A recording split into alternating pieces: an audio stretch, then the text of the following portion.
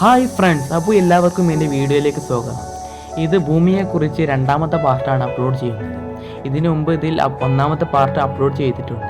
അപ്പോൾ നമുക്ക് നേരെ വീഡിയോയിലേക്ക് പോയാലോ. വീഡിയോയിലേക്ക് കടക്കുന്നതിന് മുമ്പ് ഞങ്ങളുടെ ചാനൽ ആദ്യമായിട്ട് കാണുന്നവർ സബ്സ്ക്രൈബ് ചെയ്ത് തൊട്ടടുത്ത് കാണുന്ന ബെൽ ബട്ടൺ അമർത്തുക. അപ്പോൾ മാത്രമേ ഞങ്ങളുടെ നോട്ടിഫിക്കേഷൻ നിങ്ങൾക്ക് ലഭിക്കുകയുള്ളൂ. ഭൂമിയിൽ ഏറ്റവും ആദ്യത്തെ ജൈവരൂപം പ്രത്യക്ഷപ്പെടുന്നത് 350 കോടി വർഷങ്ങൾക്ക് മുമ്പുള്ള കാലത്താണ്. അതിൻ്റെ അറിയപ്പെടുന്ന ആദ്യ തെളിവുകൾ പടിഞ്ഞാറൻ ഗ്രീൻലാൻഡിൽ നിന്നും ഓസ്ട്രേലിയയിൽ നിന്നും ആണ് കിട്ടിയത്.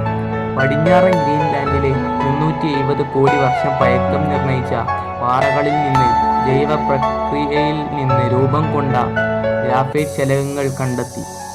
സൗരയൂഥം എന്നാൽ ഭൂമിയടക്കമുള്ള സൗരയൂഥത്തിന്റെ രൂപീകരണത്തെപ്പറ്റി സാമാന്യേന അംഗീകരിക്കപ്പെട്ട സിദ്ധാന്തം സൗരവാതക പടല സിദ്ധാന്തമാണ്, സോളാർ നെബ്യൂള ഹൈപ്പോത്തസിസ്.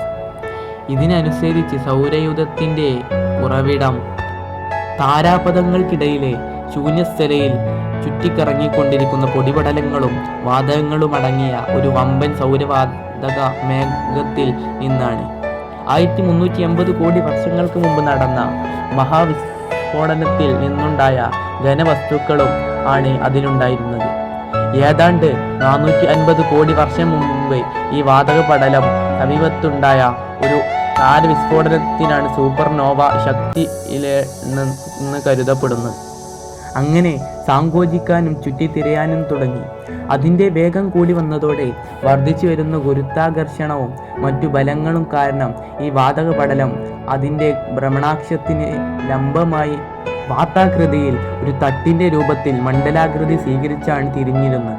ഈ ആദിമ ഗ്രഹ പടലത്തിനകത്ത് സൂക്ഷ്മണികൾ തമ്മിൽ തുടർച്ചയായുണ്ടായ കുട്ടിമുട്ടലുകളിലൂടെ അവയെല്ലാം ഉരുകിച്ചേർന്ന് കിലോമീറ്ററുകൾ മാത്രം വ്യാസമുള്ള ആദിമ ഗ്രഹങ്ങൾ ഉണ്ടാവുകയും അവ വാതക പടലത്തിന്റെ കേന്ദ്രത്തെ ചുറ്റിത്തിരിയാൻ തുടങ്ങുകയും ചെയ്തു. അതിൻ്റെ ഗുരുത്വാകർഷണം കാരണം വാതക പടലം അതിൻ്റെ കേന്ദ്രത്തിന് പുറത്ത് അനേകം വളയങ്ങളായി മാറിയിരുന്നു.